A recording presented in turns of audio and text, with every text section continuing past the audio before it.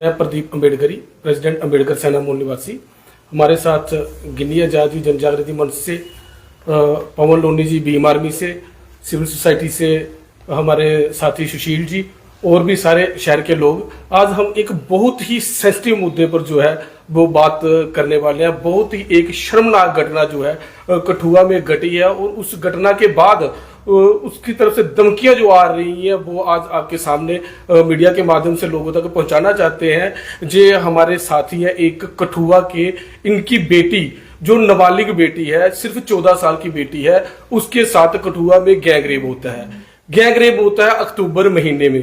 जब अक्टूबर महीने में गैंग रेप होता है उस बच्ची के साथ, और जो अपराधी हैं वो उस बेटी को इतना बुरी तरह से डराते हैं कि अगर आपने किसी से बात की या किसी को बताने की कोशिश की तो आपके और आपके परिवार को जो है वो मार देंगे।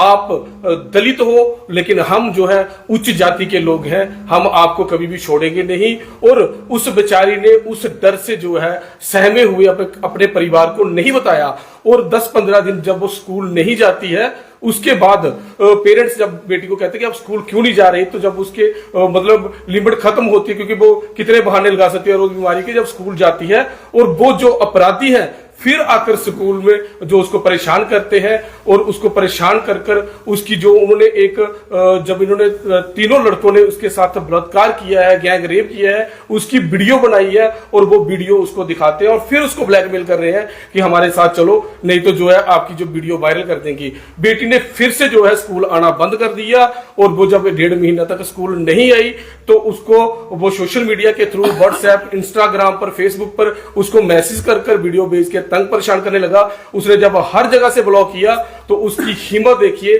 कि उसने उसके फ्रेंड सर्कल में वो वीडियो जो है वायरल करना स्टार्ट कर दी। जब वो उसके फ्रेंड सर्कल वालों ने बताया तो तब जब उस बेटी की हद पार हुई, उसने परिवार से बात की, बेटी और उसकी एक बड़ी बहन है, वो जब दोनों जाकर उस अपराधियों के घर जाकर उनको कहते हैं कि आपके बेटों ने हमारे साथ इतनी बर्बरता की है और उसके बाद भी जो है हमें वो हमारी वीडियो जो है वो वायरल कर रही है, तो उनके परिवार वालों में भी कुछ भी उनको ना समझते हुए कहा कि आप लोग हमारे घर से भाग जाओ, आप लोगों के साथ ऐसा ही होना चाहिए। फिर जब लड़की घर पे आती है, घर जाने लगती है, तो वो जो गुंडे मवाली मैं कहूंगा अपनी इसमें कि उन्होंने क्या किया, तब वो रास्ते में जाकर द्वारा उन बच्चियों को मारा। जब बच्चियों को मारा तब उनकी जो हद वो पार होगी। उन्होंने 5 जनवरी को कठुआ वुमेन सेल में एप्लीकेशन दी, जिसकी जो है 6 तारीख को एफआईआर हो गई।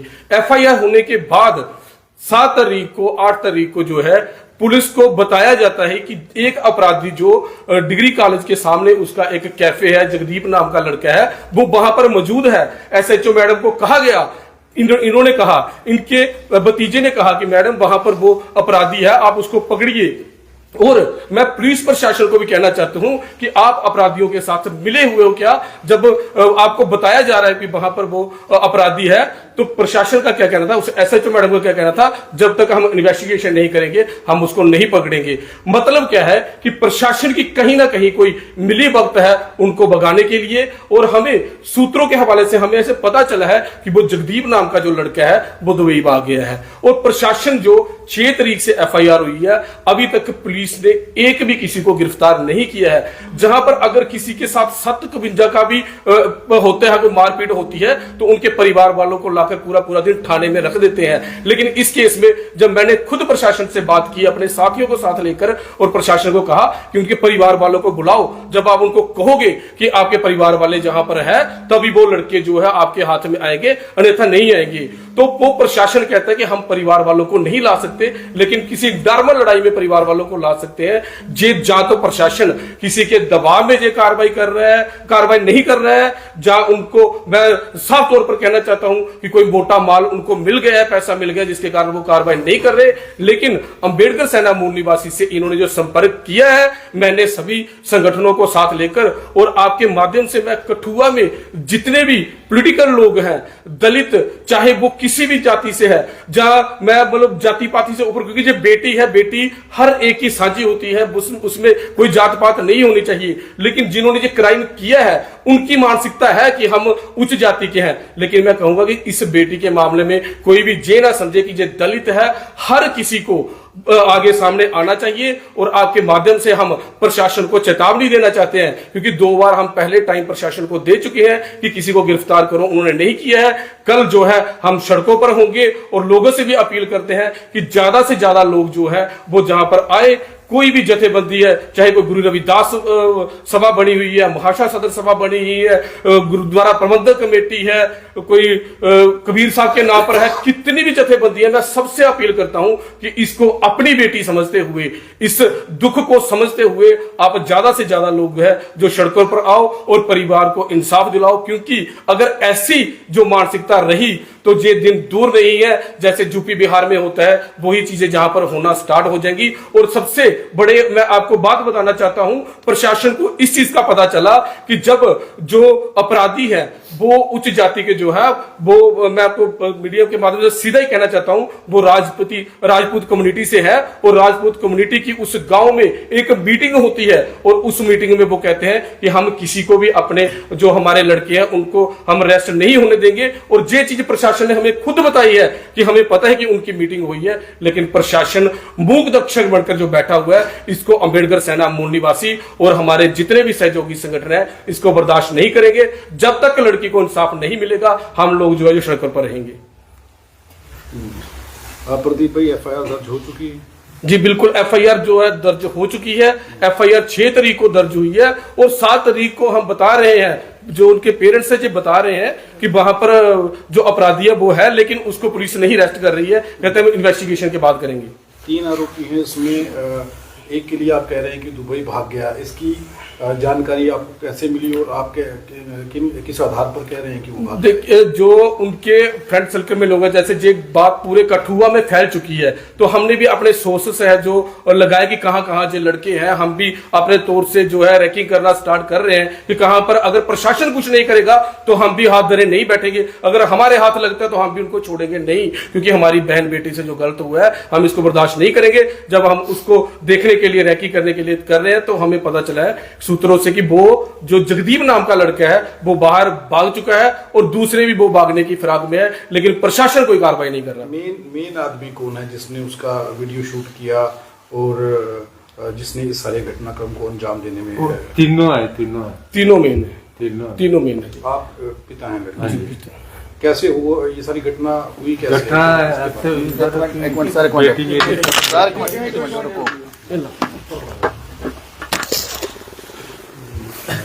बेटी स्कूल जाती थी, बेटा भी जाता था।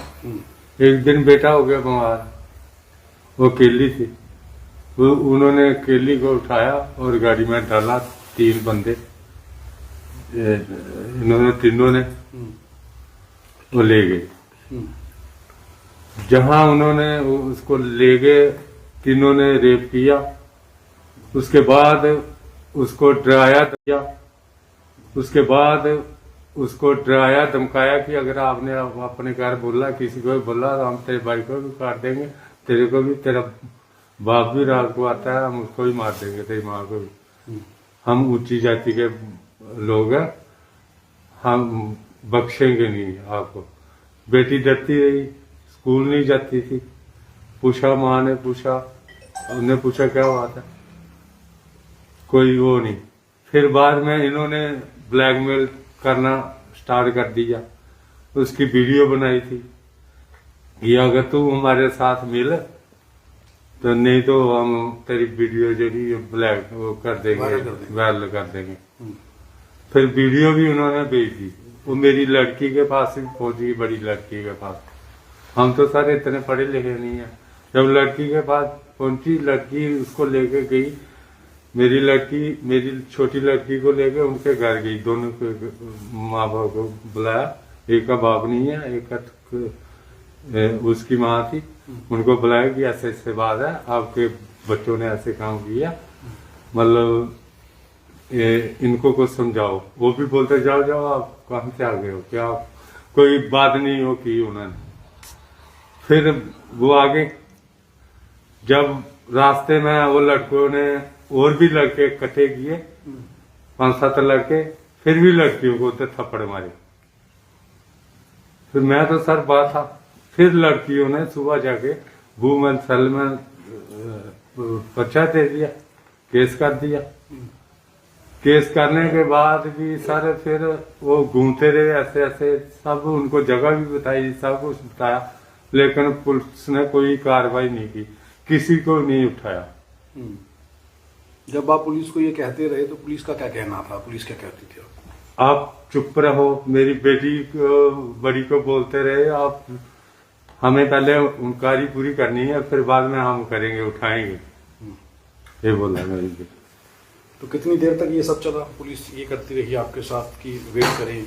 मतलब 6 तारीख का पर्चा लगा सर, तो आज देख लो कितनी तारीख होगी। हम कल भी गए थे एसएसपी साहब के पास भी गए थे, वो भी बोलते मैं आजकल मैं पकड़ लेता हूँ, आज तक किसी को नहीं पकड़ा।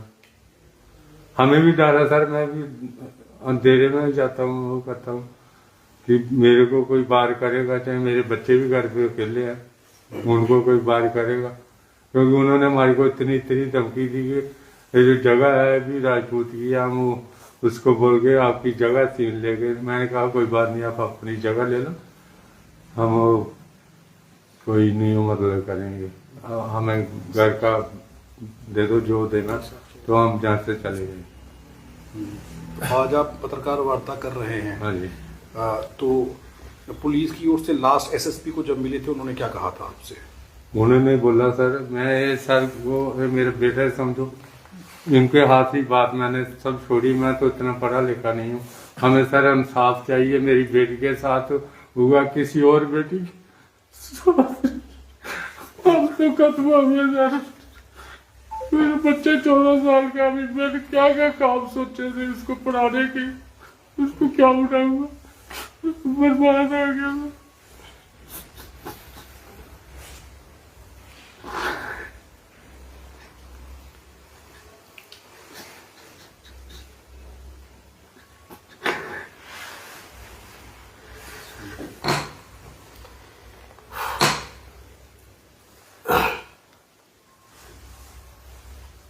बोलो। इनकी बच्ची जो कौन सी क्लास में पढ़ती थी? 9th क्लास में पढ़ती है बेटी। 9th क्लास में। 14 साल की, 14 साल की। तो भीम आर्मी भी आप लोग साथ में पवन बैठे हैं, तो अब फर्दर क्या एक्शन लेने वाले हैं आपके समझ